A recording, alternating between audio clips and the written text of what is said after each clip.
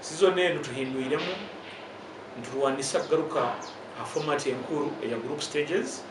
Twagamba nti etiimu 8 ez'abandize ezarugire mu playoffs zagenda mu quarter finals zitunge bye. Etiimu 8 ezasigaire hansi hali Bunyoro, Rwenzori,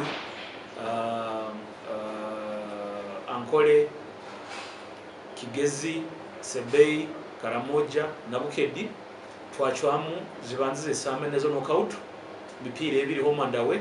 Tulihamwe tiimu ine zirazisingire zisange tiimu 8 ziri zikole group stages. Group yetu ya Bunyoro ijja kubamu arasinga bitini Bunyoro na Sebei, Toro hamu na Buganda.